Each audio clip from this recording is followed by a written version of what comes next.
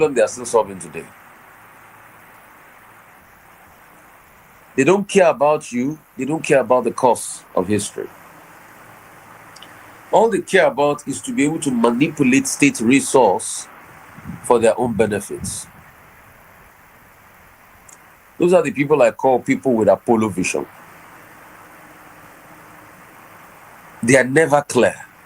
Stay away from them. They are time wasters. They are never people that do anything good with their time. They have nothing to lose. If you date a woman with Apollo vision, she'll waste your time. Much more if you date a man with Apollo vision, he'll waste your time. They are the quickest to promise marriage, but they are not ready. They keep playing around. Even their family know them as pariah and failures. They will come to you, they will promise heaven and earth. They are the quickest to promise that they are going to change. They will never change. They have Apollo vision. When you take a look at who they are in their lives, they have never achieved anything.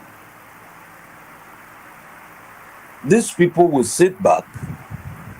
All they know how to do is to milk from other people. They don't know how to add anything positive to your life.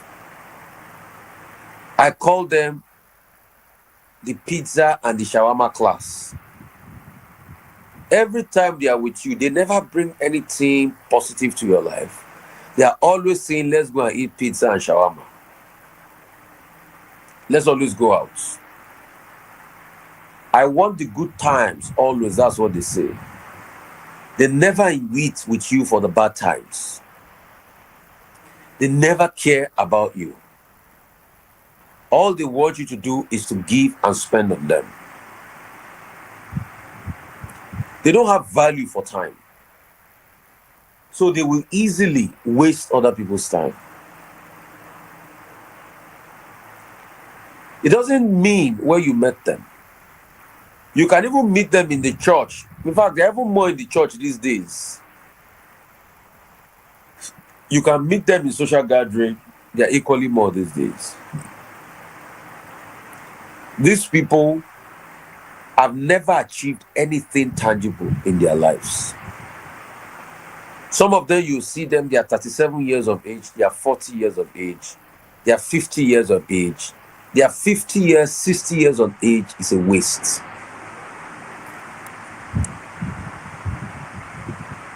To be said, these people are people that are hanging around you. If you employ them in your company, they will keep speaking stories and speaking all sorts of things. They will keep speaking jargons and gibberish. For them, the market is not always good because they can never achieve any level of success. They never see the big picture. The only vision they have is Apollo vision. Conjunctivitis, that's what Apollo means in local parlance for our international audience.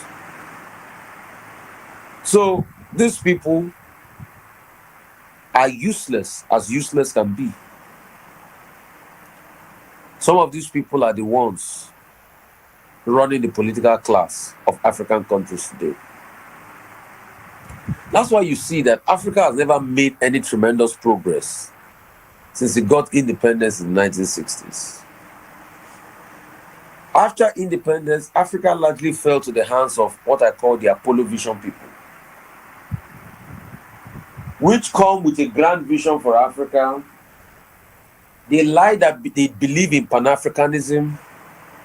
They lie that they want to change the fortunes of Africa. But all they do is they want to change the fortunes of their pockets. And how do they do this? They do this in connivance with the West. Because they have nothing to offer. They are Apollo vision people. So they would rather go and own companies with the Western nations and Western politicians Some of these people have their dossiers in the West, so they know them in and out for their malicious activities. And these people can never make Africa work. Some of these people that had Apollo vision are the likes of Idi Amin Dada, albeit supported by the West, because the West too had things to be able to benefit from Africa, which is really about our natural resources. So they are the ones to quickly connive with the West. The reason why they want to be leader is not because of the African people, but because of what they stand to benefit. So you have a long list of these Apollo vision people. They came into Africa over the years. They have offered nothing. They have destroyed the potential of the continent. They have made life worse off and terrible. And they want to keep destroying the people. All they know how to do is to amass wealth. And do you know why they amass wealth? They amass wealth because they know the people of Africa are poor. So that when it comes to election period, they will be able to use that money to buy the conscience of the people. And when they buy the conscience of the people, they buy everything that belongs to the people. These are the people I call the Apollo vision people. They are time wasters. As long as Africa keeps voting these people with Apollo vision, Africa will never be free. And go and check. All through the African continent, these people are bound. Historically, we've had the likes of Idi Amin Dada. We've had the likes of Bokassa. We've had the likes of Mobutu Sese Seko Ngenu Wazabanga. Oppressive leaders. They are everywhere. They are feasting on the commonwealth of our population. And they will never stop unless the people rise up. The second group of time wasters I want to talk about is also the Apollo vision followers. A followership class whose mindset have been bastardized, that do not think anything good can come out of the continent. What they do is to follow politicians, collect from them, and also become part of the problem. And this is why Nigeria will never be good. No matter how you and I scream for change, it is still this level of followers that go to meet these politicians and go to their rallies and collect money from them. And in the end, they will say, I'm collecting this money because I'm poor. And they know that once you collect money from them, you sell your conscience and nothing good will ever happen to the continent. But they don't care. These Apollo vision followers are those that like to eat their future today. For them, their future is worth 10,000 naira that they will give them at one polling unit. For them, that's the greatest gift anybody can give them. So when you talk to them about the possibilities of building great dreams for the African continent, empowering people, they don't believe in all of that. All they believe in is the small thing they can eat. Elections are coming up soon in Nigeria. You will see how the Apollo vision followers will vote. Elections are coming soon in Benin City. You will see how the Apollo vision followers will vote. You will see that for them, their voting is never about the good of society, but it's about their own selfish personal interest. So all of this talk for change, they won't listen. In fact, they will be the ones to scream change, change, change. But all their scream, when they see money, it will melt away like ice cream. When these Apollo vision followers see money, all their screaming will normally melt away like ice cream.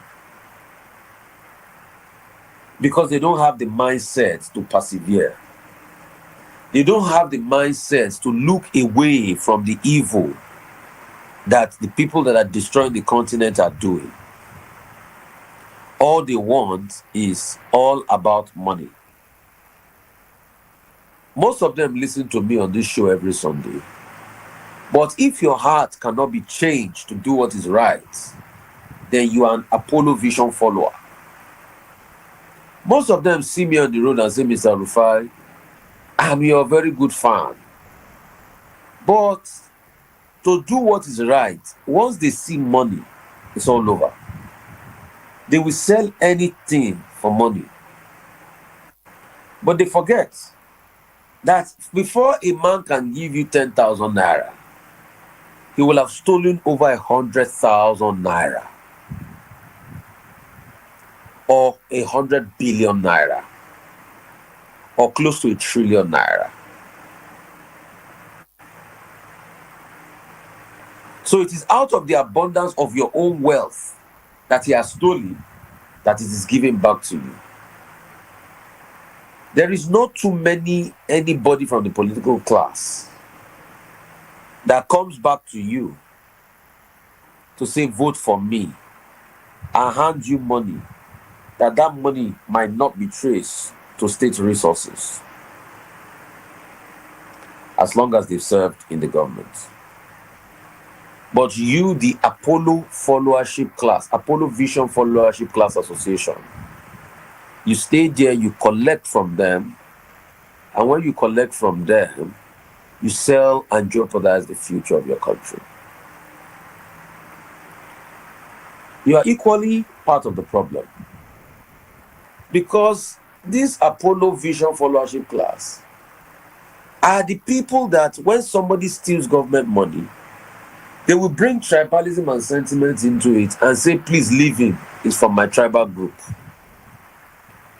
The Apollo Vision Followership class are people that believe more in tribalism, more than common sense. They are people that believe more in tribalism, more than common sense. For them, the person can never go wrong as long as he is part of their tribal group. So once anybody is part of their tribal group, there is nothing on earth that the person will do that will ever be wrong. Everything the person will do will be right, as long as the person is in their tribal group. Part of this Apollo Vision Followership group, as long as the person is in their religious group. Church member, once the person say, I am of this religious group, I am your fellow brother in church, in mosque, in Ogboni, in Alawo, in Zoroastrian, in Buddhist, whatever it is, the person cannot do any wrong. So for you, you are blinded, and the only thing you see is religion, is tribal affiliation. That's just it. And you want Nigeria to be better. Nigeria will not be better as long as we have people that have access to a ballot paper and they think according to religions and tribal lines. You see, another group of people in this class, I want you to share this message, are the educated Apollo Vision people. Some of them might even be professors. And you wonder, why is our electoral system not going well? But you'll be shocked that when you have election mago-mago, it's being done by university professors. They are the ones that count the elections. You will be thinking that you should have a level of integrity, but it's the university professors that are doing the mago-mago. This is supposed to be the best crop of intellectual people in our society. But a riffraff, once money exchange hands, become lord over your intellectual person. To buy my diabetes and hypertension drug alone, let me just take this 15-20 million, rig this election, and settle myself forever. And you wonder, that's a person that has PhD, PFC, CCP, LLP, DDP, XXP, RRD. You know, I'm calling all those jargons titles. That's the person that was in Berlin to study, Germany to study, France to study, seminars in Hong Kong, seminars in Nonchopain, and is talking like an absolutely foolish man. The price of all his education is subject to the naira notes given to him by a riffraff. It's another level of Apollo vision. It's another level of Apollo vision, because he forgets really helps build a society that is better through ensuring that the truth is told and people come in. There can be an overarching welfare system to be able to ensure that professors are truly appreciated the way they ought to be appreciated. But part of his Apollo vision will tell him, with all of the education he claims he has, will tell him that, you see, I can't be an hero to anybody because Nigeria cannot change. Nigeria has already spoiled even before I became a professor. It's not me that can change it. He will now rationalize it with his stupid spiritual hypocrisy by saying, just maybe it's God that made them choose me to come and be INEC returning officer. Maybe this is my opportunity and chance. He will now rationalize it in his mind of stupidity with all of his education that, you know, opportunity comes but once. Opportunity comes but once to the stupid mind. Because life itself is a constant revolving door of creating opportunities. A creative mind will create opportunities for other people to thrive. The reason why Nigeria is poor is because we have a societal ecosystem that creates opportunity, that doesn't create opportunity for people to thrive, but creates poverty. And that's why poverty means passing over opportunities regularly. That's why I like to create opportunities with many things I do. And by the grace of God, I want to build more opportunities. I want to build more free schools. I want to partner with free schools where we can teach people coding, where we can create opportunities. Those are the things that make me happy. So the truth is, when you look at it, society is bereft of all sorts of people with what I call Apollo vision, and they become time wasters. I've been able to prove to you that education does not change them, because no matter how much they are educated, their minds are uneducated. In fact, they've become educated by the societal poverty, societal moral poverty, and intellectual poverty. Their minds have become uneducated by the societal malaise of ignorance. Religion will never change them, because in fact, they've turned even the religion to politics.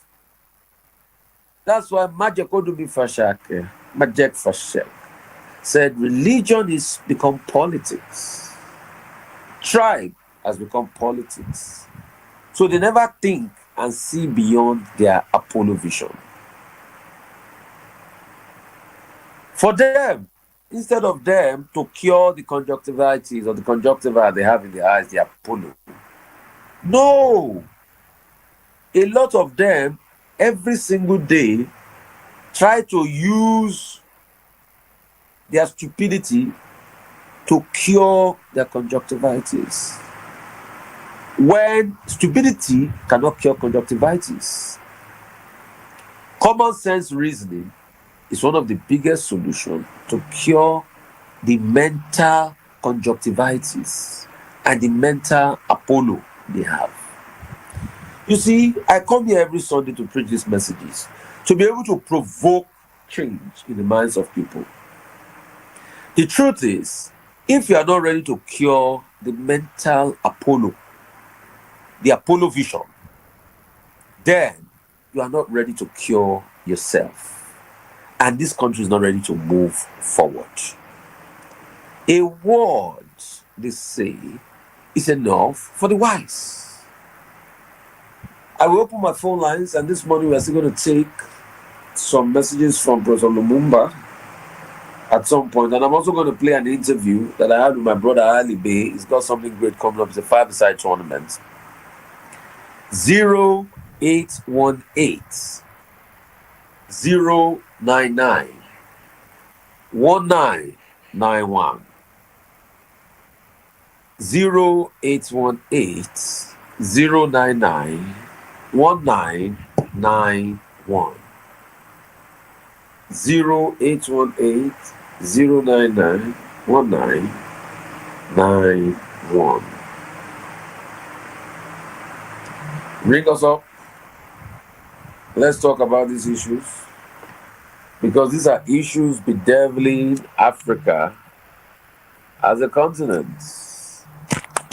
Africa can never grow, can never thrive, can never succeed in the middle of all of this. Hello, how are you? Morning, what's your name? Where are you calling from? Becca calling from Okota. Talk to me, my brother. Yeah, this your speech this morning. Do you know that all what you've said this morning is more than Nigerian prayer? It is not more than prayer, but it's more than Nigerian prayer. Because Nigerian prayer is totally different from what prayer should be. See, I keep on telling us, okay? Now, look at our children. Are Mura being installed in them today? Mura has been swept away from most homes. We keep on deceiving ourselves with prayer. I want to ask you, sir, if I want to call you now, I don't have your number, I don't have it. I don't go to where to call you. I don't go to where to borrow a phone. I lock myself in the room and keep on praying and fasting. Sir, will I call you? No. We need total reorientation. And it has to start from our children. No more Mura, no more training again. We are deceiving ourselves with prayer. It's terrible, sir. This is your word this morning. I appreciate that. Like, so yesterday, when I was a kid, if your father wants to kill my father wants to kill your father, I have problem. I don't know how to solve. I run to the enemy of my father. Who is your father? What your father will tell me to do? If I do it the way he has told me to do, the enemy of my father, I will be totally out of that person. Sir, what percentage of your daddy's girlfriend will advise you right to say that God is in Nigeria? We keep using prayer to deceive ourselves. That we need total reorientation in this country. For this country to start getting better. If not, our prayer is being deceived. It is painful. It's to move back to see what people are doing to themselves. You keep on wondering, where are we? It's terrible. But I keep on telling us, we citizens are the problem, not the politicians. Politicians are secondary to our problem. If since 1999 we've been having steady democracy, we're working for good people. We're not good councillors. We're not good people that will be chairmen. We're not good state legislators. We're not good people that can be governors. So tell me, if we've been working for them, how will this prayerful for the people country be up to date? So we citizens are number one problem. We need to start to change. Start putting good people into positions. But we are terrible. Thank you so much. I appreciate you. Thank you. 0818 099 1991. Truth has to be told. You must stop this Apollo vision. Hello, how are you? Hello, my friend Rufai. Good morning, sir. Great to have you. Yeah, I've been listening to you. I've been following you on both your radio and television, and your discussions are germane. Thank you very much. This topic you handled this morning can be likened to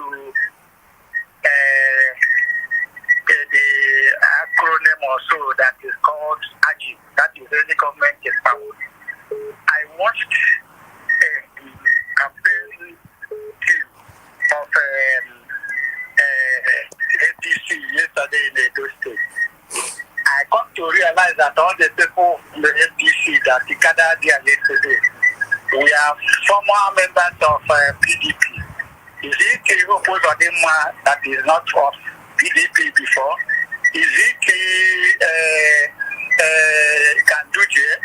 Is it our VP? Just name all of them that matters. If they are not from PDP, all of them now have gathered themselves into APC. I watched at all of them in the podium yesterday. I was ashamed of myself. So I was asking myself, how will Nigeria move forward? If any party come again next tomorrow, you will see them changing gear again. I beg my brother, thank you very much. It is well. It is well, my brother. Bless you. Hello. Hello. Hello, sir. Great to have you. What's your name? Where are you calling from? Good to have you. Talk to me. Bless God. Okay. I'm so happy to hear from you this morning, sir. Yeah. So, what I want to comment is that I can see God at work in Nigeria. And I hope everything will go according to God's plan in our life. Amen. Your line is back and forth, but it's fine. Hello? Hello. Great to have you. Oh, good morning. Morning. Great to have you. What's your name? Where are you calling from? I'm Adams West, calling from your boy here. Good to have you. Where are you listening to us from? On what platform? I'm listening from my radio system, 90.3. Blessed to have you, my brother. Talk to me. Yes. Rufai, you see, you said it all. You see, this country, that adjective you use in qualifying this country, in fact, you hit the nail on the head. Because we are quick to forget our past. Come 2027, all the suffering we are going through now, Nigerians will forget. They will forget. They will forget. We are Apollo Vision people. Apollo Vision. Honestly, Apollo that is the Vision. irony of the whole thing. That is just the irony of the whole thing. Nigeria are quick to forget. If Nigeria are not quick to forget, I don't see how APC would have come to power in the first place. After all the Naira swap we went through in this same country. I don't see how APC, it is a country that thinks. I don't see how APC in the first place would have come to power in 2023. Then we are quick to forget. And Nigeria are so law-abiding people that are easy to govern. Our government, in other neighboring countries, what happened in this country will never happen. We are taking care of ourselves. We are providing right for ourselves. If someone teaches the road,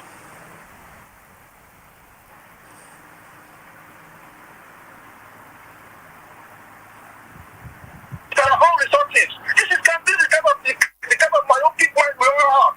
We'll be celebrating people who are supposed to be standing there, we'll be celebrating them because of peanuts. Apollo Vision. Apollo Vision. That's what we are. One thing that give it to remember a service is like I am just supposed to remember a service for me. After doing the service, I'll be planting her for him or her. And where is it done? With our own money, we have our own hard-earned resources. For government to do roads, for government to fix a borehole, it's like he has done what Apollo has not done. And with the citizens in the celebrating them, these are the problems. Thank you so much. I don't know where we got it all. Thank you so much. Thank you so much, my brother. To a large extent, this group of people that have Apollo Vision are one of the worst problems of Nigeria. You see, it's the same politician that destroyed their life they will always vote for. They will vote because of money. Their eye will not be clear. Hello. Hello. Good morning, Rufai. Great to have you. Where are you listening to us from? I'm calling from Amu Odofin. I My name is Daniel. Great. Are you listening to us on the radio? Yes. Go ahead, my brother. The problem with us in this country is ignorance. Yes. We are spiritually ignorant of ourselves. Yes. We are ignorant of why God created us. And we must suffer the consequences. Yes. People fail to understand the law of reproductive justice. Whatsoever you sow, you must reap. Some people are born blind, some are born deaf, some are born with so many problems. It is what is sowed in the past. Let our leaders continue. Let them do their evil. Even the Nigerians who support this evil, they will reap it someday. It is only when they know the truth will set them free. That is my take this morning. Amen. Thank you very much. And that's why my job is to constantly bring the truth to you via media, so that I'll open your eyes to the things that you ought to see, so that this vision, Apollo vision, will not destroy your life. The moment Nigerians can stand up and wake up for what the truth is, and as God give me breath, I will do it on multiple platforms, multiple radio stations, multiple television, multiple online platforms. Because my mandate from God is to use the media for the emancipation of the people. And that's just it. And God will give you the capacity. He will create platforms. He will create platforms. He's been creating platforms. I've been doing this Sunday morning show on radio in Lagos for over 10 years. He's keep creating platforms. That's just it. Because this is his work. Hello. Hello, good morning, sir. Great to have you. This is Taiwo calling from Amuwodoke. Talk to me, my brother. Where are you listening to us from? I'm listening from the radio. Good. Talk to us. Yeah. See, let me tell you something. Nigerians, they are from Nigeria. And if you check their DNA, something is in their DNA. From Nigeria, poverty. Hello, are you hearing me? I'm with you, sir. Poverty has bring their brain down. They don't think about the future. What they think is today. Hello? Yes. What they think is now. They don't think about the future. I appreciate what you are doing. Just keep doing it. Thank you. Keep opening Nigerians' mind.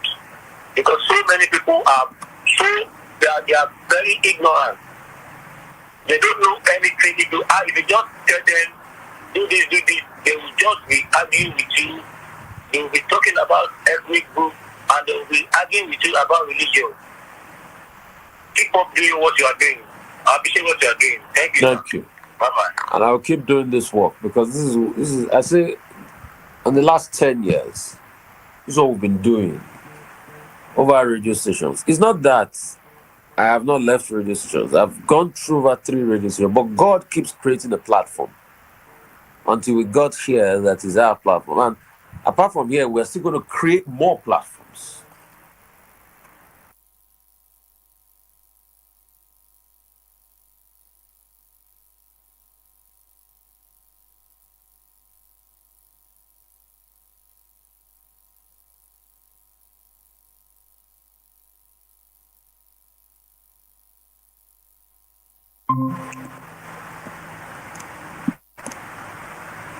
You need to emancipate yourself from mental slavery.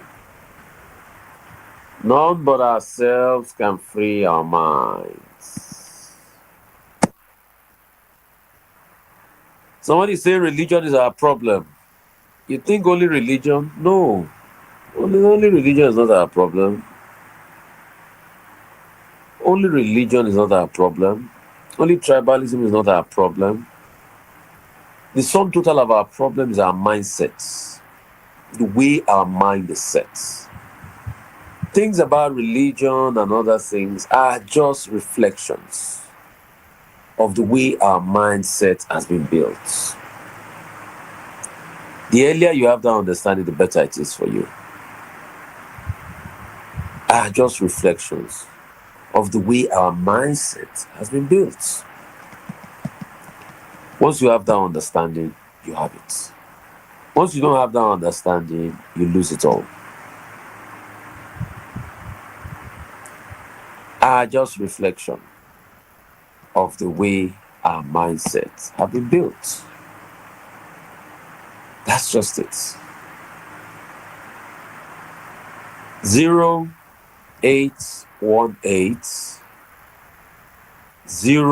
099 1991. 0818 099 1991. Hello, how are you? Yeah, good morning. Morning, what's the name? Where are you calling from, sir? Jeffrey, calling from Wakota. Great to have you, my brother. Talk to me. Yeah, you are doing a great job there. God bless you. God be praised, sir. Yeah, you see, my contribution towards what you are talking this morning. It's apart from tribal and religious differences that have been built into Nigeria. Our biggest problem, the long election and the politics is concerned, is the judiciary and the INEC. They are the enemies of this country. I remember Professor Humphrey Wosu, who conducted the election of Abiola and the rest of them. Practically, where are people like that from Humphrey Wosu today? Therefore, the biggest problem and enemies will have is the judiciary and the INEC. Thank you and God bless you. God bless you, my brother. Yes, judiciary, INEC, all these people are part of what I call the educated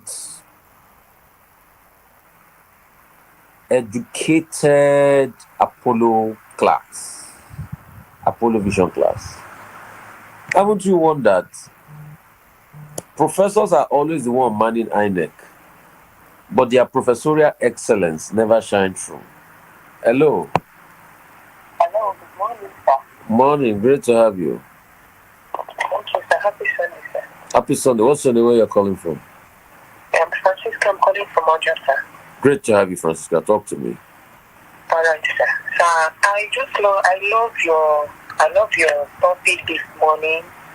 I think this is the first time I just tune my radio to listen to one of the programs they are doing on radio today. I just love what you brought up today, because the things we're having, the situation of our country now is really getting out of hand, and our president and the senators and whatever, they are not even saying anything about it. It's really disturbing everybody, the first scarcity and all that. So I don't just know where we are heading to, honestly. But I believe God that one day that God will surely intervene. Thank you, sir. Amen. Amen. God will intervene, but the people too have to intervene with their common sense. How do the people intervene? They intervene during elections. You can't vote idiots into power. You can't vote scoundrels into power and expect not to have fuel subsidy, wahala, and expect not to have fuel scarcity. Have you not wondered? These are the same people that told you that subsidy is a scam in 2015. Till today, they are not the ones playing the scam on us. You remember APC and Buhari? Subsidy is a scam. It's a scam, okay. But from scam, they changed to under recovery. From scam, they changed to all sorts of recovery.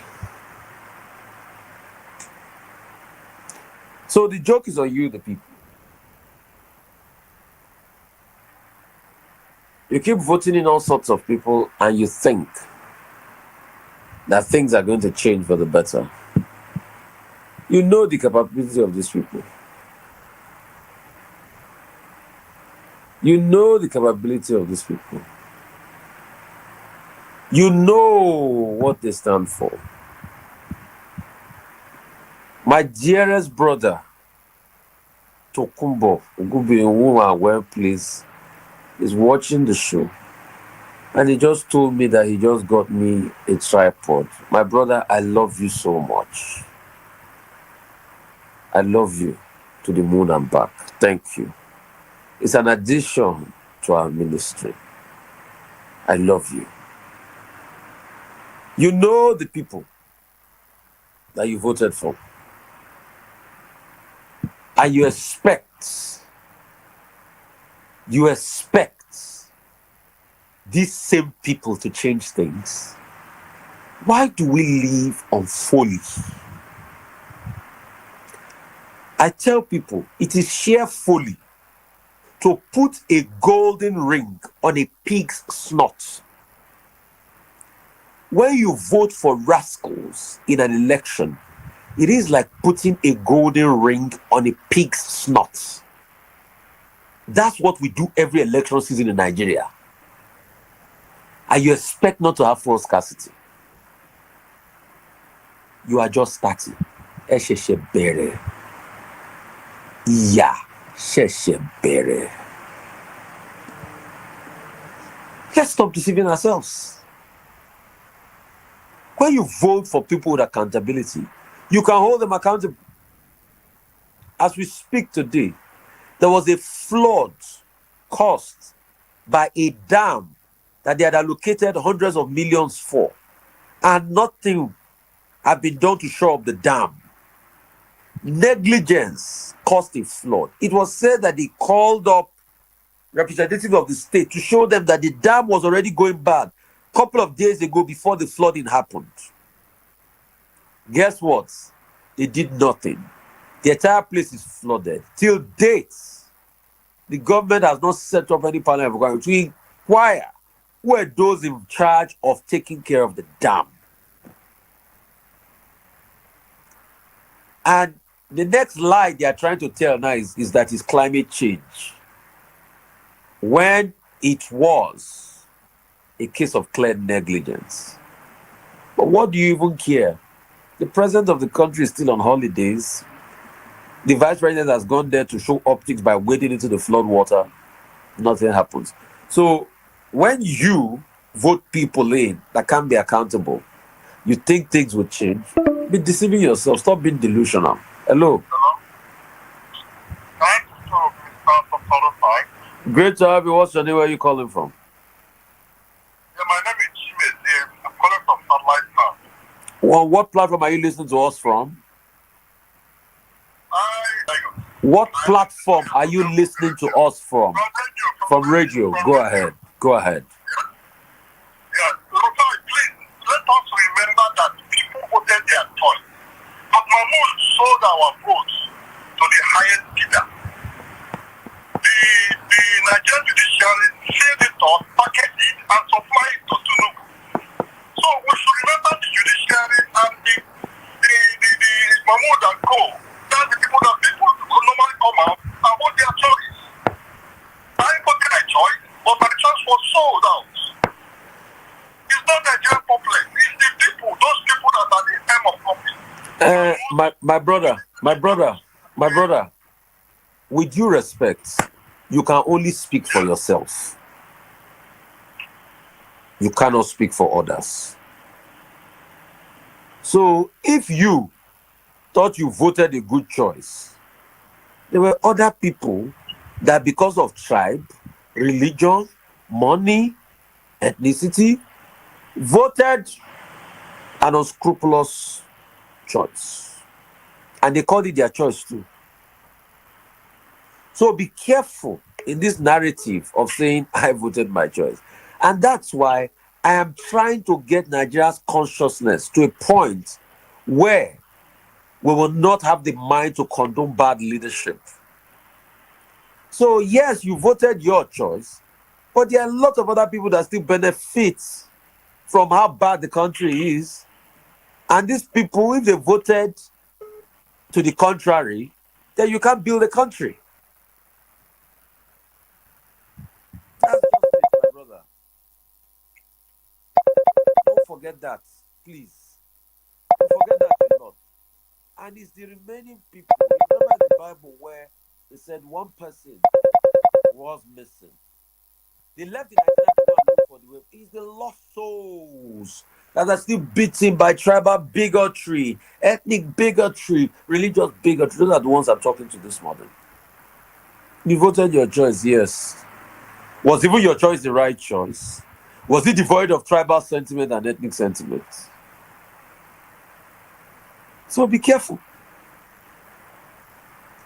And isn't it shocking that till today, INEC has not told us what concerns the technical glitch, and there's no governmental accountability to be able to ask INEC what considers the technical glitch.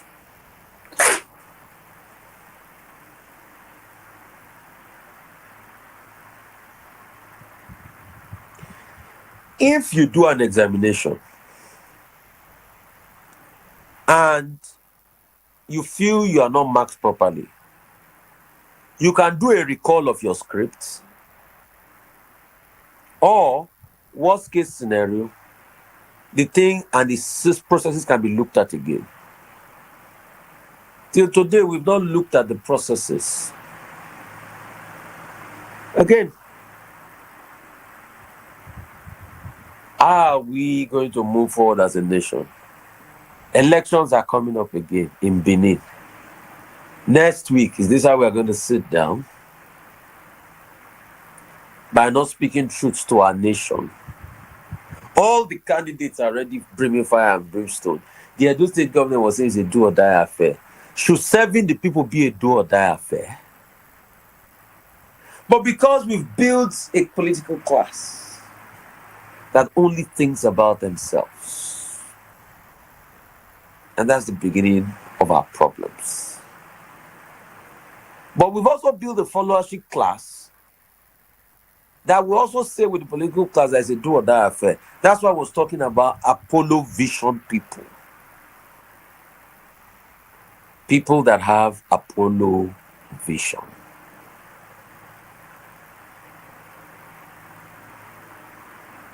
Let's be careful. Some people argue, Rufai, everybody has a right of choice. Yes, everybody has a right of choice. But why is it that our choice does not bring in quality leadership? Hey, Rufai, that's the downside of democracy. That's why also I'm working on the emancipation of mental consciousness. For us to be able to now have an electoral class that before they vote anybody, they say, who is this person? Who is his background? What school did he attend? What has he done before? What policies is he going to do? Then they make up their minds. It's not just saying, we are going to vote him because from my tribe. I don't support any candidates. As long as anybody that emerges can be held accountable for the success and development of our country, that is all what matters. 0812-491-5952. We'll still continue on this our series of wastage. We talked about people with a Apollo vision. It's our series of wastage. God bless you. We'll continue with the great series. I had an interview with Mr. Ali Bey, and there's going to be a powerful series. God bless you all. I pray as you go this week, God will rain His favor upon you. His favor will shine upon you, give you peace on every side. And the manifestation of the works of God will constantly be in your life. In the name of Jesus, we pray. Amen. Thank you so much. God bless you. And God keep you.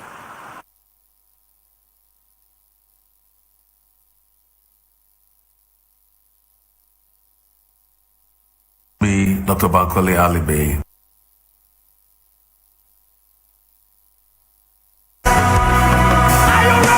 doing practically is using football as an empowerment tool for teaming Nigerian youths and also as a talent harvest system. Because at the moment, what you realize is that people have been asked to pay football, but what we're doing is paying them and incentivizing them as a source of human capital development and empowerment, and also harvesting their skills to ensure that we don't lose the bulk of talent that we have when it comes to football.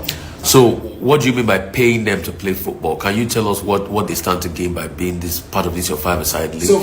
So for example, we've gone through a very rigorous process of selecting 40 teams across the 5 divisions of Lagos, and what we have done with that is that when they have gone through the rigorous process, they haven't paid a penny, but we have paid them to train up their teams, to get them ready and to come and play football in the 5 divisions of Lagos. And we're going to spread this across every state in Nigeria. We started with Lagos. Now we've played the qualifiers. We have 40 teams.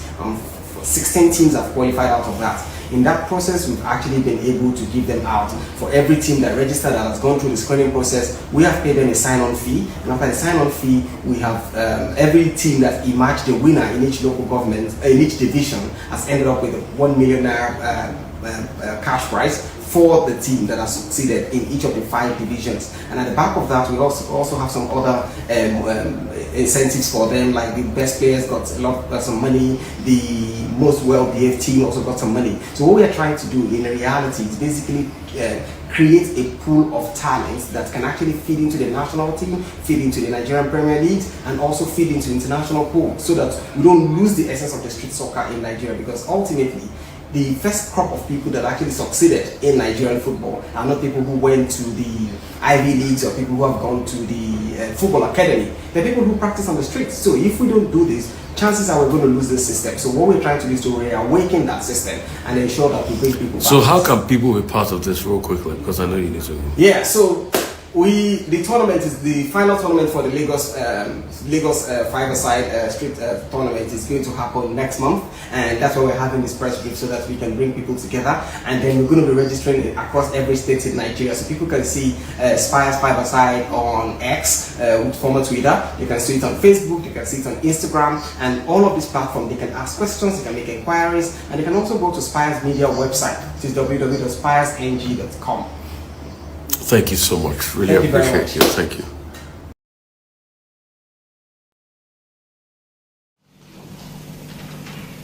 Thank you very much, Madam President, and all the good people who are present in this assembly.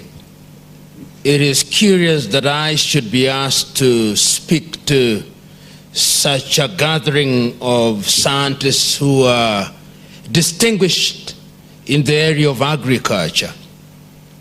But yet there is a sense in which every person in Africa ought to have an interest in agriculture, and I do. And only last night, when I was thinking about what to say at this conference, I thought about 2 things.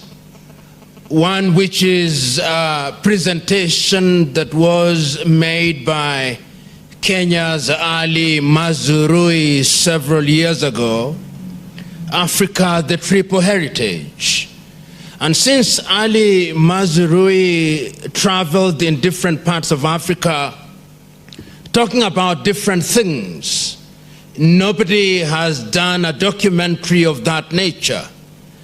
And in one of the segments in that presentation, there is one statement that stands out from Ali Mazrui, that Africa produces what it does not consume and consumes what it does not produce. The other thing that came to my mind was from some of the writings and conversations that I've had in the recent past about the early years of Africa, particularly the early thoughts of Ghana's Kwame Nkrumah, as early as the year 1957, stretching way up to 1970, until on his deathbed in Bucharest, Romania in 1972. The clarity with which Kwame Nkrumah articulated issues relating to agriculture is something that I found quite relevant. Indeed, one of the things that stands out, even in those early days, was his belief that apart from attaining political independence, true liberation would only be realized by Africa if Africa could feed herself. And those who write about him recognize that one of his early obsessions was the greening of the Sahara Desert, even in those early days. And if you look at some of the activities that he initiated in those early days, the imagination to create a university that would focus on agriculture and technology, it was in many ways an appreciation of the fact that Africa could only realize her potential if she could feed her people. And after the attainment of political independence by many countries in Africa, the realization that Africa had a single backbone as agriculture is one that was not lost on all the leaders of the day. In fact, if you take time and read some of the thoughts of the early political leaders of the day in Africa, agriculture was always given her pride of place. Which begs the question, why is it that over 50 years after independence, Africa cannot feed herself? And one need not go through all the countries, but one is starkly reminded that even as we speak today, there are muted talks about drought and therefore the inability of the Ethiopians to feed themselves. There is talk about the South Sudanese inability to feed themselves. The Central African Republicans cannot feed themselves. The Nigerians make do without tomatoes, which they love so very much, because they cannot produce enough. We in this country cannot produce enough maize. The Malawians, whom we celebrated several years ago, are now grappling with drought. And the Angolans will have the same story as will the Mozambicans, begging the question, why is it that we appear to diagnose the disease of Africa, and yet when we apply a new antidote, a new wound appears? These are questions that I believe worry you who are in this field on a daily basis. You who are constantly engaging with new ideas and asking yourself the difficult questions. If you allow me a little room for maneuver, I will remember nostalgically my much younger days in my rural village, when the levels of nutrition, in my view, was a lot better on average than it is today. People could walk to the lake and buy fish, so they took care of their protein in those days.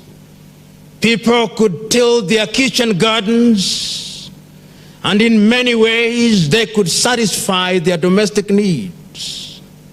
People could till their land without the use of fertilizer, and in many ways they could get yields that would satisfy them and something to take to the market to cater for their other needs.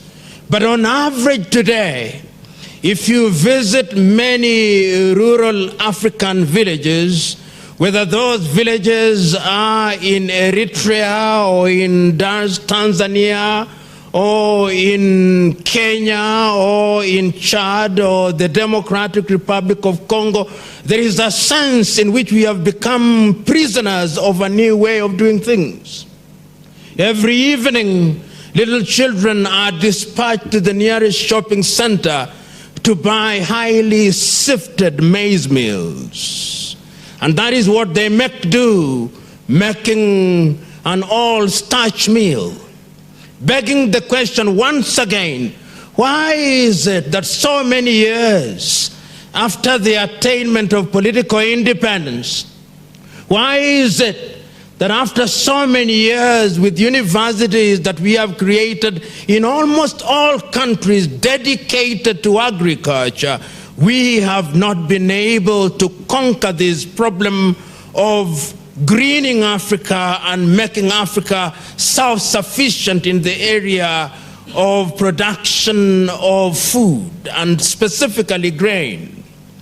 I oftentimes, in my more unguarded and uncharitable moments, indict Africa that why is it that 50 years after independence on average, without being an opponent of globalization, why is it that it's still Monsanto and Syngenta that must produce maize seed for us?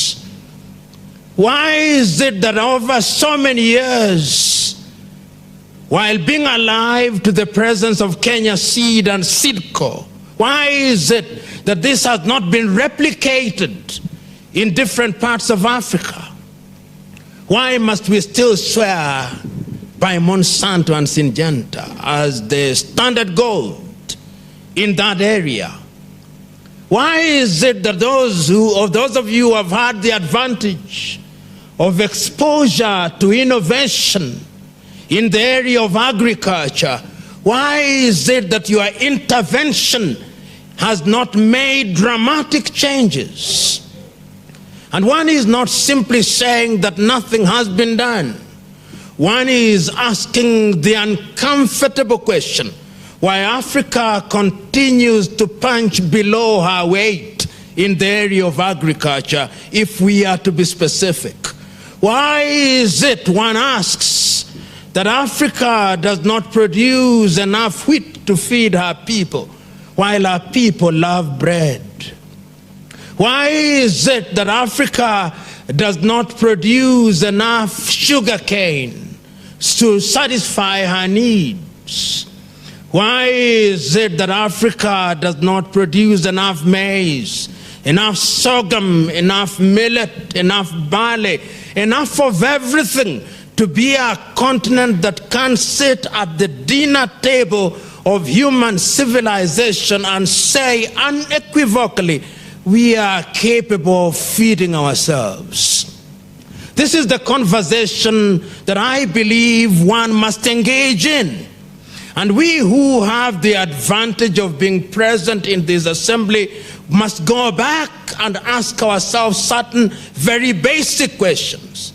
I remember in the 1960s, courtesy of history, when many African countries had attained political independence, the leaders of the day were quite clear in their first-year development, 5-year development plans.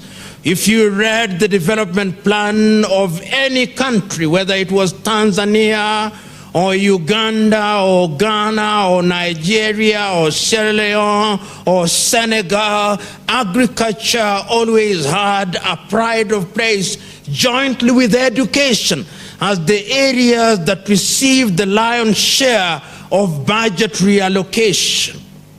One also saw in those early days that institutions of higher learning, both at the degree level and at the level of certificate and diploma, were given focus because it was realized by the leaders and the bureaucrats of the day that if the continent were to realize the potential, then there was need to give some focus in these areas. Land tenure systems were examined because it was assumed that sometimes the land tenure system that did not allow people to control land militated against the utilization of that land in a manner that would be productive. So that while in many countries there were different land tenure systems, if you went to Uganda, there was a competition between the modern land tenure systems, the freehold, the leasehold, and the traditional ownership.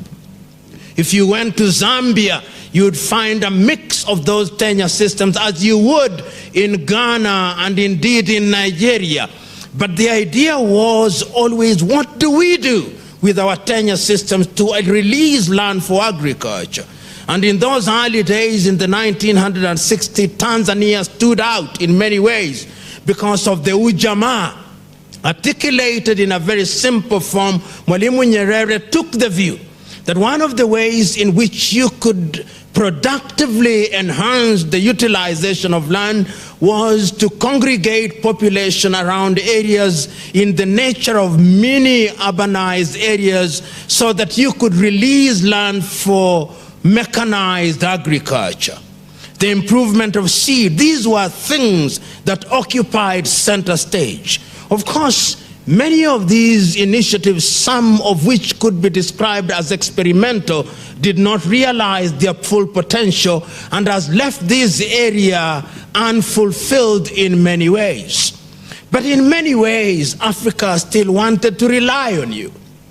Africa went into the area of producing young men and women who would be trained appropriately, because one of the things that was assumed that there were not enough men and women who had been trained in a manner that would ensure that they could contribute productively and creatively and innovatively to ensure that agriculture was practiced in a positive manner.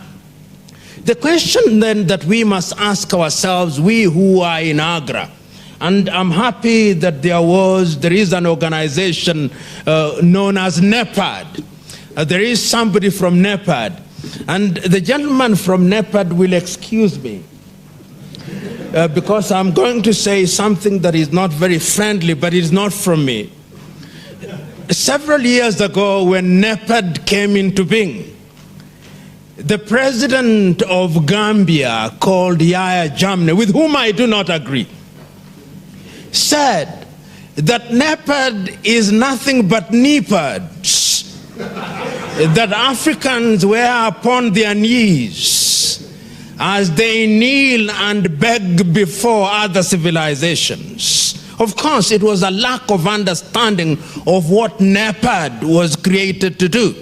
We know that initiatives such as yours were designed to help in the area of helping Africa in different sectors to ensure that she realizes her potential. Another organization that I'm aware is here are representations of the African Union. The African Union is the premier African organization that ought to be providing leadership in the area of agriculture.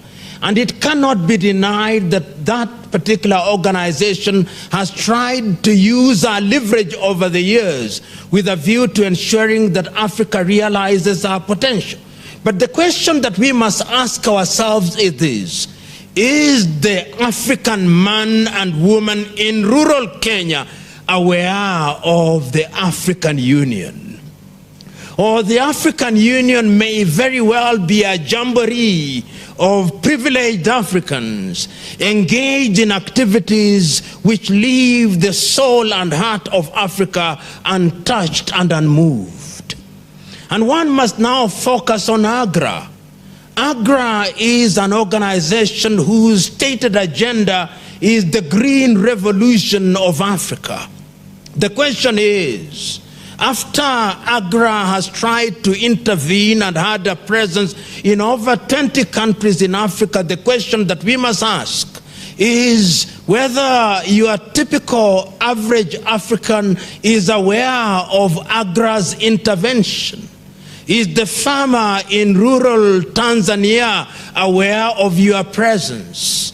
Is the farmer in rural Malawi aware of your presence? Is the farmer in southern Sudan aware of your presence? In other words, is your presence being felt? Or you are merely yet another organization in a continent that is littered with organizations which claim to be doing things which leave the continent unmoved and untouched? These are questions that we must ask ourselves, particularly now in the history of Africa. Because sometimes, without being a Jewish prophet, I look to the future and ask myself, what will happen to Africa in 20 years from today? Africa has one of the youngest populations. Land in Africa is reducing by the day. Many African countries are not using their land optimally. If you examine many African countries, and allow me to just examine a few of them and ask ourselves the critical question, what it is that is happening in those countries. Today, Nigeria claims, and I underline the word claims, that is the largest economy in Africa, with a GDP of about 550 billion United States dollars, with possibly a population of about 200 million. They have never had a census in the recent past. If they have had one, nobody believes it. And there is every possibility that the population of Nigeria in 2050 will be about 1 billion of them. Nigeria relies on oil. 80% of its income is from oil production. It suffers from what commentators describe as the Dutch disease. Nigeria is incapable of producing enough rice for her people, but they love jollof rice. They are incapable of producing enough chili, and they love their chili. They are incapable of producing enough tomatoes, and they love their tomatoes. They are incapable of doing things, not because they do not have the ability, but a conscious decision has been made by people at critical positions to concentrate on oil as the milk cow for Nigeria.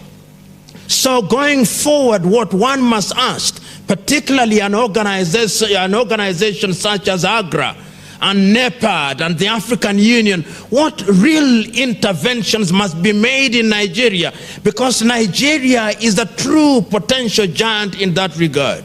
If Nigeria were to wake up from her slumber, then the entire West African region would wake up from her slumber. Because one has analyzed Nigeria and the plight of Nigeria and our inability as we speak now to produce enough food for ourselves, one need not analyze Mali. One need not analyze Senegal. One need not analyze the little Benin and the little Togo and the little Gabon and the little Cameroon, because the story is the same in that part of the world.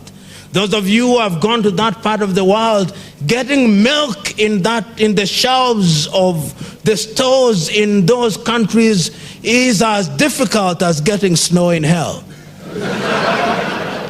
So there is a sense in which we must ask ourselves the critical question, why is it that those interventions don't make us realize our potential? One sometimes, as one looks to the future and one looks at Congo, a country that is as big as the entire Western Europe, and yet Congo, with a population of no more than 80 million, yet Congo, whose perhaps 90% of our land is arable, one asks the question, if that land were to be utilized productively, that land could feed the entire Africa. In fact, I remember now it being said of Congo that it is capable of doing three things which could liberate Africa. That Congo is capable of generating enough hydroelectric power to cover the entire Africa. That Congo has waters in her rivers that could irrigate the entire Sahara Desert. Of course, some of it is exaggerated, but it's exaggerated deliberately to demonstrate to us the levels of underutilization of that potential. That the Congolese soil is capable of producing enough food for the entire Africa. One asks the question, what must one do in order to unlock the potential of the Democratic Republic of Congo? One asks the same question of Angola. If Angola were to use her land effectively and liberate herself from the chains of dependency on oil, what could Angola achieve? You will remember not so long ago, during the first term of President Mbingu wa Mutharika in Malawi, that one of the songs of praises that were composed in his honor was that he found a country called Malawi that could not feed herself, and within 5 years the country was feeding herself and exporting enough grain. We now know that that is not the case as we speak. But the question that one is focusing on is, what is it therefore that you who are latter-day missionaries from Agra, what is it that you must do? What is it? What are the kind of intervention that you must engage in? One can say that countries need to look at their budget reallocations. That is a good point of intervention, so that there is consciousness at the political level that Africa can only realize her potential if she has enough money dedicated to the improvement of agriculture. I do not know whether in your countries in Africa, in certain areas, they still farm in the manner that is so very well described in the Bible, where very late into the period that is set for planting, the farmer discovers that it's too late to till the land, and they take some bullocks and go into some open field. And as the bullocks run through the plow, they spray the seed, forlornly hoping that some will fall in the soil and that ultimately they'll have a bumper harvest. Does that remind you sometimes of your rural village? That still happens in Africa, despite the fact that certain governments have budgetary allocations complete with agricultural extension officers with whom you engage in your daily lives. But these agricultural extension officers are engaged not in agricultural extension, but extensions of their field visit for the sake of extending their per diems. These are issues that we must ask ourselves, so that there is governmental intervention in terms of budgetary allocation. We must also ask ourselves, what about the training that we are offering our students in different parts of the country in universities? I remember in the early days when in this country we had only one university, there was a dedicated institution at Egerton which was dedicated for agriculture. And I remember in those early days, the young men and women who were trained in that institution were exported to different parts of Africa, and they served and served well. But I remember now that those institutions no longer offer agriculture. They offer other courses, including conflict resolution. There is nothing wrong with conflict resolution. But I hold the view that we should be producing more agriculture graduates rather than more conflict resolvers and archaeologists. And there is nothing wrong with archaeology and history. But there is something important about equipping our young men and women with the ability to produce food, because food is at the very heart of human development in terms of the food chain of courses that ought to be offered in different institutions of learning. The other thing that we must ask ourselves is the attitude of the men and women. And once again, this reminds me of a speech that was given in 1966 by Tanzania's president about agriculture. And this is what he said, Mwalimu Julius Nyerere, that what amazes him about his own country, Tanzania, is that 99% of Tanzanians claim that they are farmers. But 99% cannot feed more than 50%. But he said that in other parts of the world, and he gave an example of the United States of America, whether the statistics were wrong or right is another debate. He was making this point in order to, giving this example in order to make his point. He said, in the United States of America, perhaps no more than 1% claim that they are farmers, but the 1% is capable of feeding the entire population with enough to export. He said, he then asked the rhetorical question, what is it that we are doing wrong? And that is the question that perhaps I should be posing at this conference, at this assembly. What is it that we do not do right? And this is a very personal question, which each one of us who are in the sector and the area of agriculture must pose to ourselves and answer for ourselves.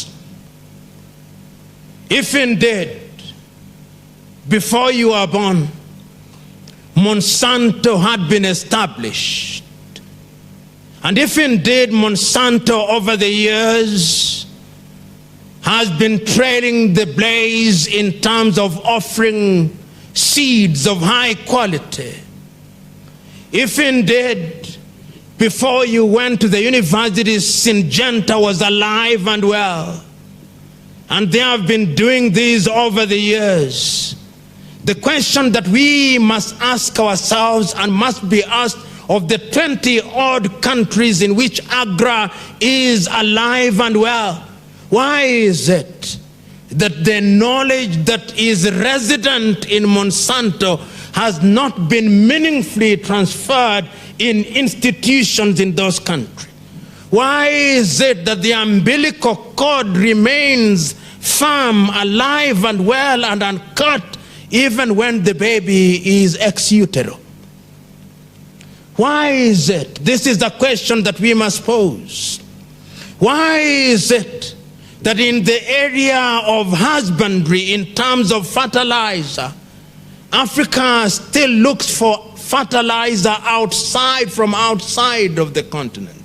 I was telling my good friend here that there are two things that every civilization should always have control over if it is to be a civilization that will live for a long time: the production of food and the production of medicine. That you cannot leave these to others to do for you, because those are, in a manner of speaking, the building blocks of civilization. If you go to countries in Europe and you remember and remind yourselves of your own history, you'll remember that Europe had to undergo what was described as an agrarian revolution. I'm submitting to you that Africa has never known agrarian revolution. I'm submitting to you that the role of Agra is to introduce true agrarian revolution in Africa, because it is only when there is a true agrarian revolution in Africa that Africa will be able to realize a potential in the other areas. Some of you who are familiar with agrarian revolution and the indices of agrarian revolution may not agree with me, but I'm submitting that if you only have pockets of change in a sea of a continent that does not change, then that is not change. I remember not so long ago, when the millennium came about, a good American professor came to Kenya, amongst other countries, and founded things that were described as millennium villages. It was assumed then that that was the magic bullet, that after the millennium villages had been introduced, Africa would never be the same again. And I remember visiting such a village somewhere in rural Nyanza, at a place called Barsauri in Game in Siaya County. And I remember the man taking us around in the Millennium Village. And I remember the man telling us how life would never be the same again. And I remember marveling about the Millennium Village. And I remember saying to myself, lo and behold, a miracle has happened. Last year when I visited the Millennium Village, it was a shell of what it was. The reason why it is a shell is because that intervention did not find residence in the minds and hearts, and therefore did not change the culture of the people. It was a solution that was from outside and was never internalized. I'm submitting to you, therefore, that in trying to green Africa, in trying to create a green revolution, in trying to ensure that Africa changes, we must ask ourselves, what is the kind of change that we introduce? We must ask ourselves whether the culture has changed so that people are wedded to the new way of doing things. Many times, changes do not take place because that intervention is seen as being alien to the environment, as being alien to the people, and therefore when those who have introduced the change, or those who are seen to have introduced the change, have exited the scene, people go back into their default mode and they go back to their old ways. And that is what begs the question, what is the role of Agra? Not so long ago, I was at a conference where people were talking about population of Africa and birth control. And the story was told of a young girl who had gone to an area in Kitui in Kenya. And this young girl was alone. And she was talking to young brides, on average with 2 children, talking to them about the finer points of family planning. And after she had finished, one of the women asked, "And how many children do you yourself have?" And the young girl said, "I have none." One of the women said, "You are therefore unqualified to talk about family planning." I do not quite hold that view. I do hold the view that sometimes seeing things from outside gives you certain insights, which those who are inside may never have. But yet I hold yet another view, that there is wisdom in having gone through personal experience, so that the experience, the theoretical experience of the young maiden who has never had a child must be complemented with the experience of those who have had actual experience. And that is why I think that those of you who are in Agra must ask yourself the fundamental question, why are you at Agra? Why are you at Agra? What is it that you want to be remembered for at Agra? What are the changes that you want to make at Agra? And these are very basic questions. What is it that motivates you? What is it that you want to do to ensure that Agra changes the face of Africa? Because Africa is a continent that has now made a declaration that in the year 2063, under Agenda 2063, she is going to be a middle-level economy. Africa has made that declaration. And Africa must therefore ask the fundamental question, what are the building blocks that will ensure that she realizes that agenda? Those of you who are from the African Union, I want to believe that agriculture must be at the very heart of it, because Africa can only realize Agenda 2063 if Africa can feed herself.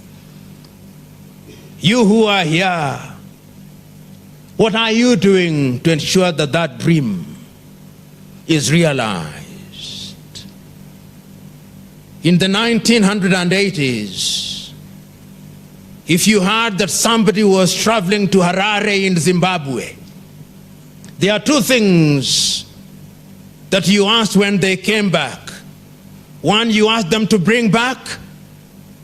The two others you asked them to tell you what was happening about them.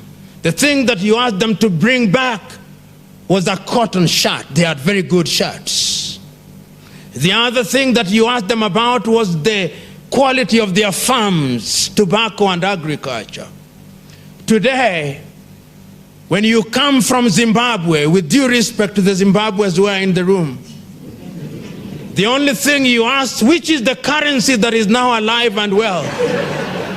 Is it the rand, the dollar, or the yuan? And I give that example deliberately in order to demonstrate the fact that intervention in areas such as agriculture must also be accompanied by a political system that appreciates people's expertise. It is not the mere possession of the land that is the solver of the equation. The same farmers, some of them who are in Zimbabwe, have now gone to Zambia and to Nigeria, and they are replicating the very same things that they were doing in Zimbabwe. And the land left to the individuals who thought that land was the solver of the problem cannot produce. It is still in Zimbabwe. The land is in situ where it was. So the intervention must also be the kind of intervention that makes people realize that the knowledge must be resident in people's minds and expertise must be locally nurtured so that people are capable of using that expertise for the general good. The other thing that I think is important is to begin to educate the people, because I know you are concerned with smallholders in agriculture, but we must never forget that the game-changing agriculture must also be. We must ask ourselves, what are we doing with the irrigation projects that we find in different parts of Africa, in Kenya, whether it is in Egypt and different parts of the world? One must not lose sight of that. And one must ask, what are the inputs that we are utilizing in order to ensure that Africa actually realizes our potential? In a nutshell, ladies and gentlemen, one can go on and on about Agra. One can go on and on about agriculture, but one must now wind down in order to ask certain fundamental questions.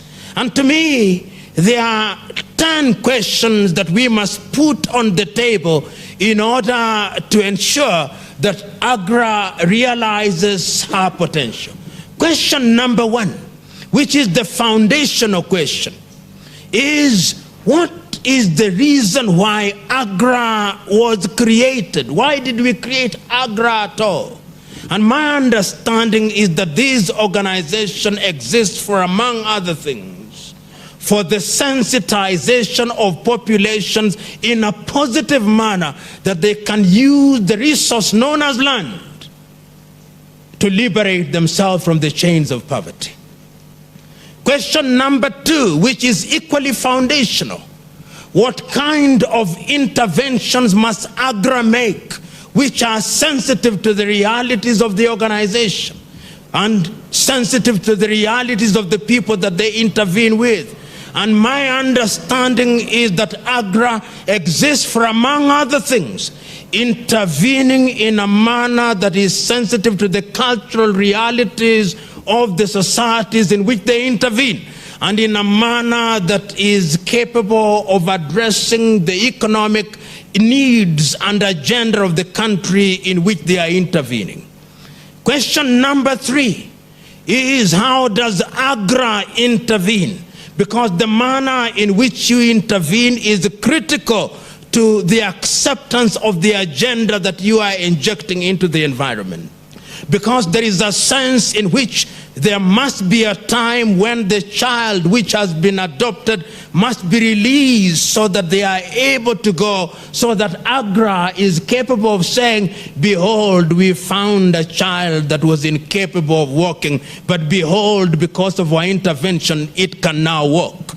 Number five, what are the methods that you are using, and are they sustainable after your departure?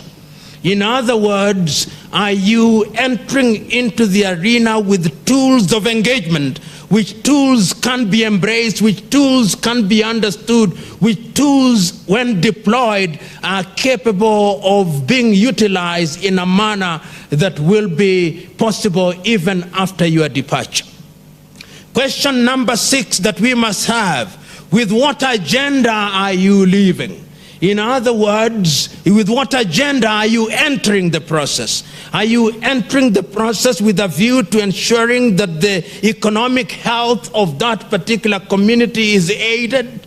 And if you are going to do so, is it visible to that community, and are they capable of appreciating that your entry will make their lives better? And question number 7, once you have entered into the agenda, what engagement do you have with the local expertise that are present on the ground, so that they feel that they are part of the equation, and that once you leave, there are linkages which are there as a point of reference if need arises? And question number 8 that must be asked: what linkages are you creating for the people that you have intervened on their behalf, to ensure that if they produce their markets, because Africa sometimes produces things that it cannot sell? And question number 9, what interventions are you making to ensure that the externalities which may undermine the communities are mitigated, so that these communities are therefore protected from the dangers that may visit them? And lastly, the question that you who are present there are so wedded to the process that the people can see that your zeal and zest and vim and verve at once are transported to them, and that you own the processes as if they were your own. In my view, I believe that if those 10 things occupy the space which informs your engagement, then AGRA will be doing a good job. And very lastly, to NEPAD and to the African Union. African Union and NEPAD are useful institutions. What linkages do you have with organizations such as AGRA? What components of your budget find their way to AGRA, so that ultimately AGRA can be an organization that feeds from the breast of Africa? This is the question that African Union must ask. This is the question that NEPAD must ask. And if you ask these questions and answer them boldly, I have no doubt in my mind, African Union, that Africa will realize her Agenda 2063. Permit me to stop there. Thank you.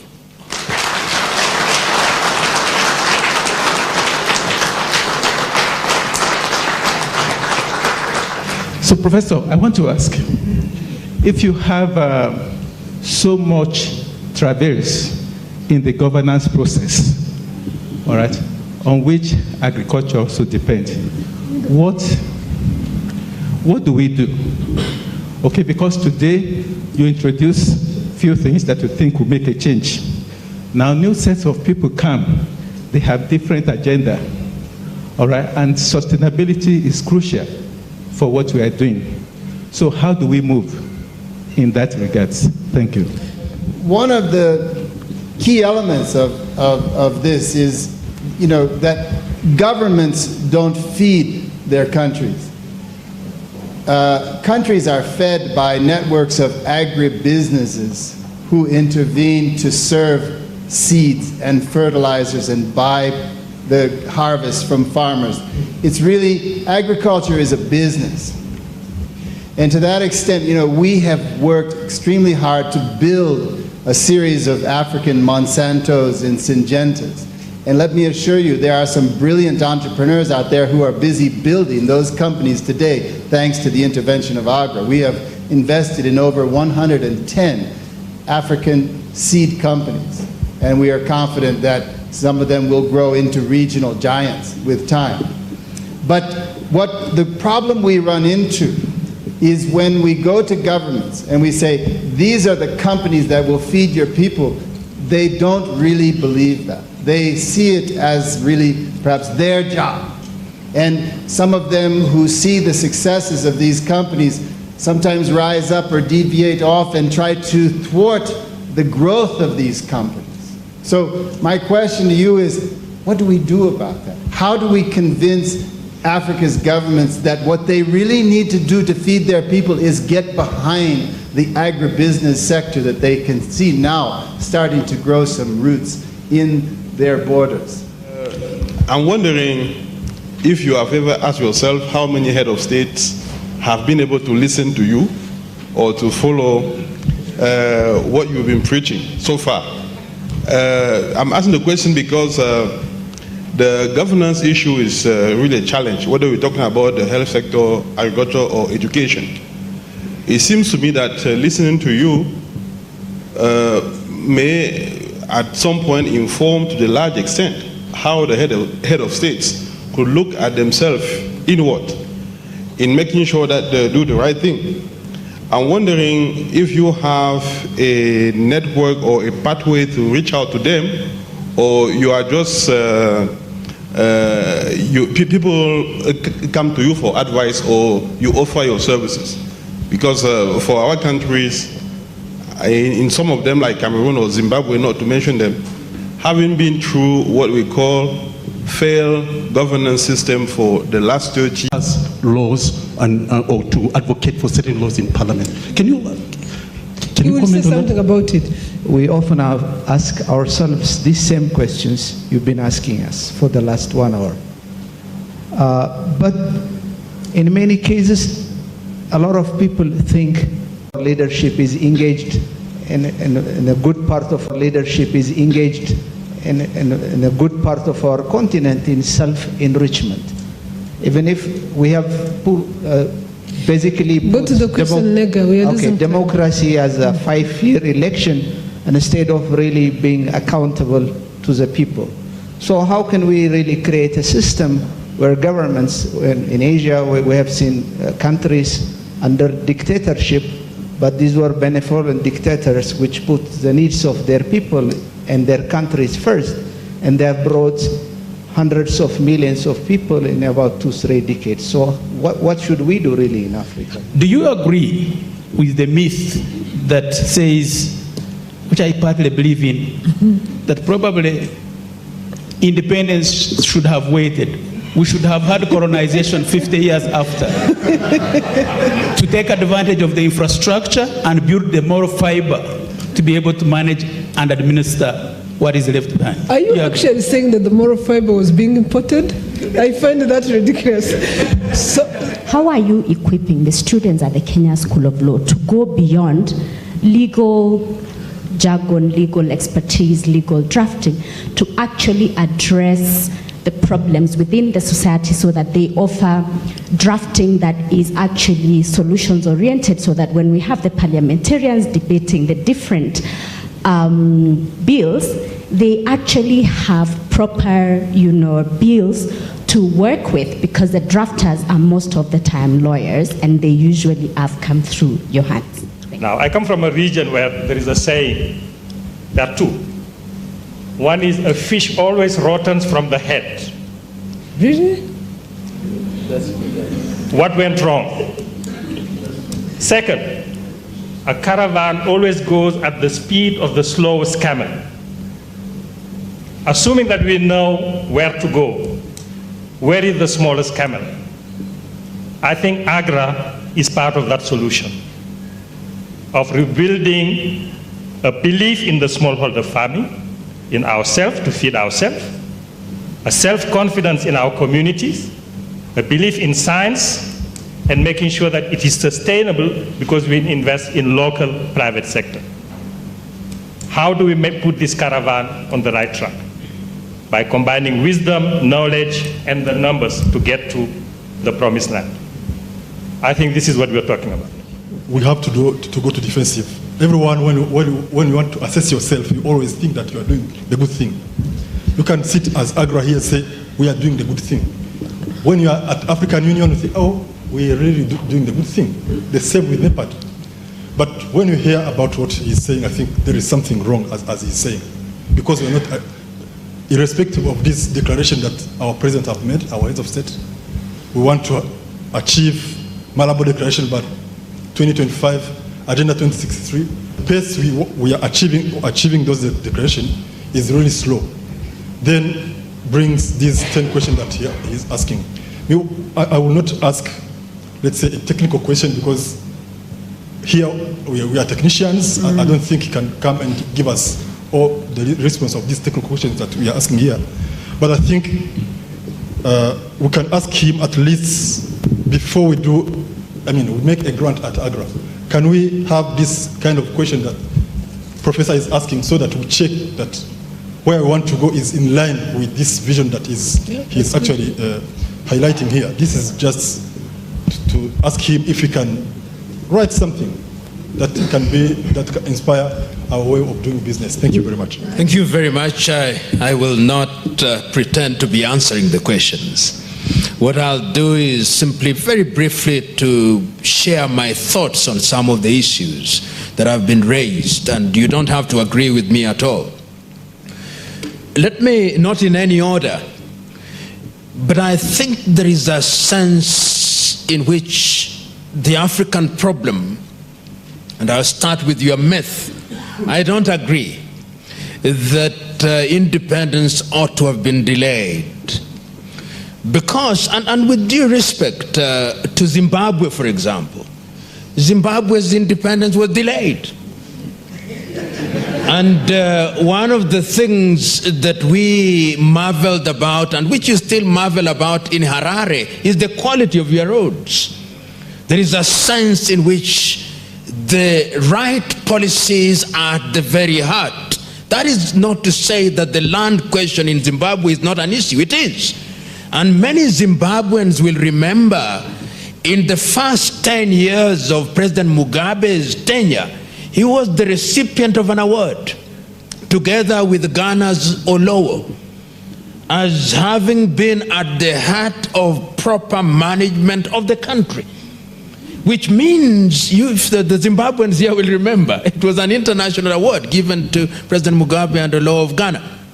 And one of the areas that was focused on in giving him that award was agriculture, because Zimbabwe was truly the bread basket of that part of the world. So that, I think, combining with the question that you've asked about what we teach at our institutions, and this is becoming very true. If you look at many African countries, in the early days there was the realization that expertise was critical. So that institutions, if you went to Tanzania, you had institutions that focused on agriculture and technology. In Zambia and in many of these countries, and the laws were informed by policy, law, and then implementation. That hierarchy, that you had to have a policy position. And many countries had these. Of course, we think that they are now new. Now that we talk of vision, we do not know that, in fact, in the first 5 years of our independence, each country was driven by some vision and some policy, and that law was distilled from those policy and strategic positions. We've now become so tactical in our solution to things that we've forgotten that there is a strategic agenda. We have tactical positions, which, as you know, you who are experts here, you've got to have a strategic direction. You may change your tactics, but the strategy, the overarching strategy, remains undisturbed. And this is what calls into question the whole question of governance in Africa. And governance must be understood at different levels. You talk about the political governance, which informs governance in the sector, in the different sectors. In agriculture, if you look at Kenya, for example, we have all these laws that have been made to deal with the coffee sector, with the tea sector, with the sugar sector. And then, of course, recently we also have these regional protocols. In East African Community, we have them. In SADC, you have them. Then in ECOWAS, you have them. In Central Africa, you have them. And lack of harmony in some of these things.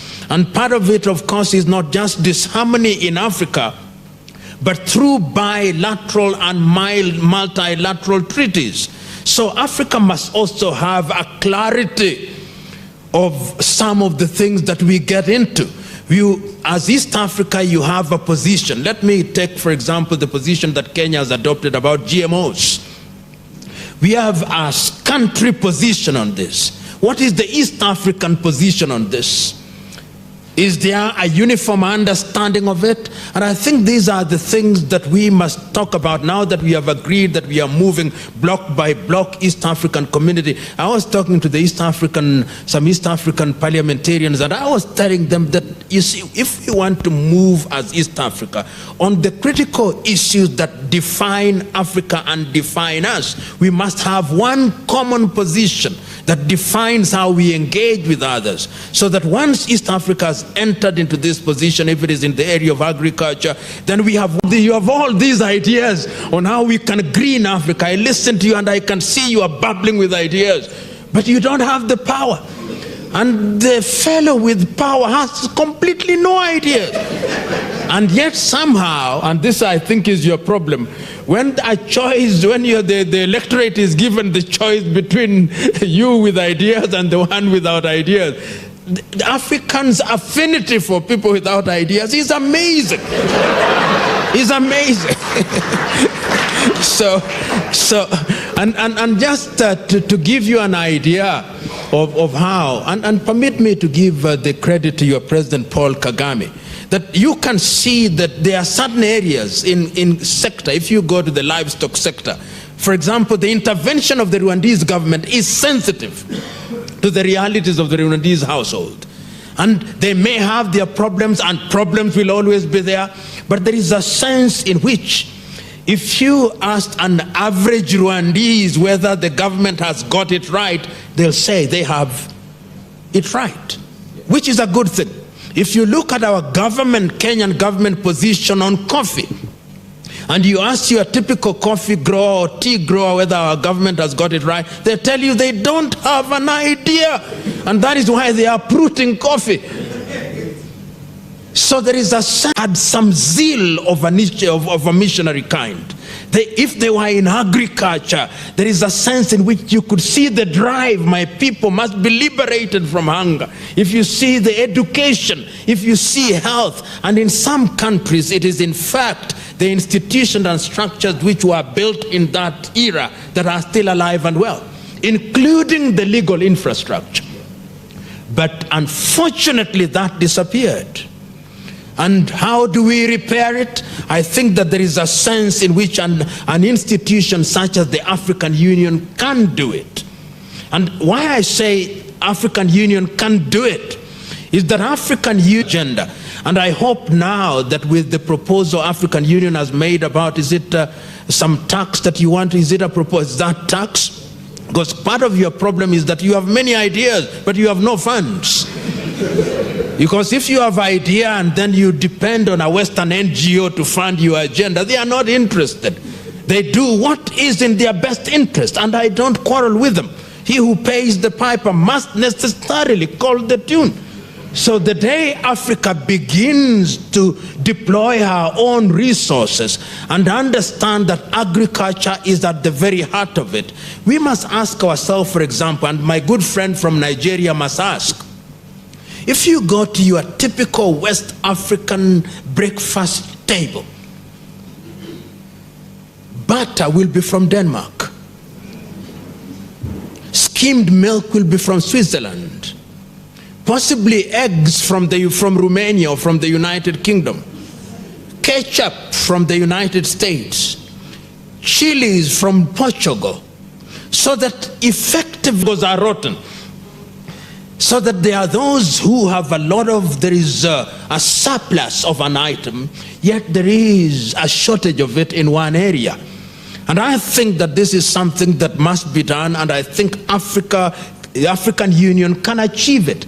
So linkages between AGRA and African Union and ECOWAS and SADC and EAC cannot indeed be underrated. And of course, the question from Ethiopia, there is this argument that is now alive and well, whether Africa does not need benevolent dictators. And there is argument that is normally put forth, they cite Lee Kuan Yew and little Singapore, which is a city-state, and I told them that there is a sense in which the ideas are good, but the solution of Lee Kuan Yew in Singapore will not quite work in Democratic Republic of Congo. But there are ideas that can be borrowed. But I still believe that a democratic dispensation is capable of delivering these things. And once again, one looks at Ethiopia. Ethiopia, a population of nearly 90 million, slowly releasing its... And I think that the Ethiopian model, if it continues at the pace at which it is continuing, there is a sense in which Ethiopia, in the next 30 years, may be a country to look at. Releasing the political space slowly, because you don't want to confront us with some of these ideas too quickly, like I find ourselves confronted in Kenya and other countries. Slowly working on the land tenure systems. I was telling him, in my rural village, somebody who is working on a swamp asked the local community to give one block of 100 acres of land, and there was none to be found, because after every 10 meters there is a grave. And in my culture, you can't just come and plow down this grave, because the departed will visit pain upon you.